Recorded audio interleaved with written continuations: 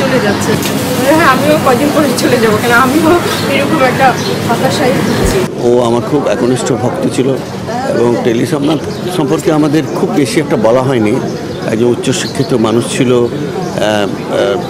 তারপরে আমাদের institute of art and ইউনিভার্সিটির আমরা কি বলি ওটাকে, ফাইন আর্টসের একজন ডিগ্রি পাওয়া একজন ব্যাচেলর পেইন্টার।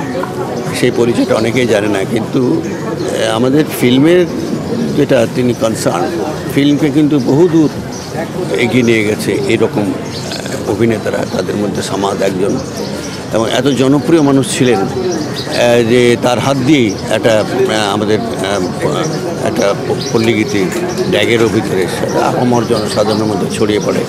এই কাজগুলো সামাদ করেছে এবং খুবই সুবন্ধু ছিল, অভিনেতা তো বটেই, এবং তাকে আমরা খুব ভালোভাবে ব্যবহার করার সুযোগ পাইনি। অনেক বড় অভিনেতা ছিলেন, তাকে কৌতুক অভিনেতা হিসেবে আমরা ঠেলে দিয়েছি, কিন্তু ভালো অভিনেতা ছিলেন। আমার একটা ব্যক্তিগত ক্ষতি হলো, আমার একনিষ্ঠ ভক্ত ছিল, আমার গান সে একটা র্যান্ডাম গেয়ে দিত, এবং গানের একটা তার ভেতরে একটা গানের ভালো কনসেপশন ছিল, যে কোনো গান গাইতে পারত। আর অভিনেতা তো ছিলই।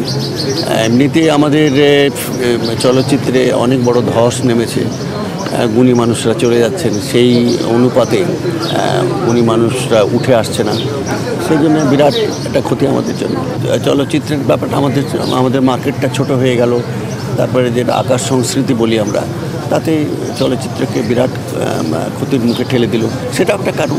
আর এই ধরনের শিল্পী তৈরি করা, সমাজের মতো শিল্পী তৈরি করবার জন্য যে একটা ক্ষেত্র দরকার, সেটা আস্তে আস্তে ছোটো হয়ে আসছে, তো সেটাও একটা বিরাট আমাদের ক্ষতির কারণ।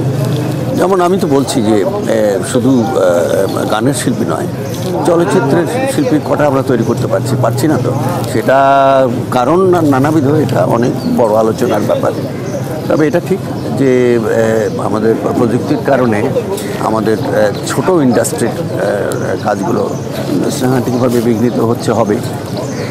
এই আর কি, চলচ্চিত্র নিয়ে বেশি কথা বলবার আমার ক্ষমতা নেই বা যোগ্যতা নেই। কিন্তু এ কথা ঠিক যে মার্কেটটা ছোট হয়ে গেছে, ইনভেস্টমেন্ট কমে গেছে, এটাও একটা কারণ।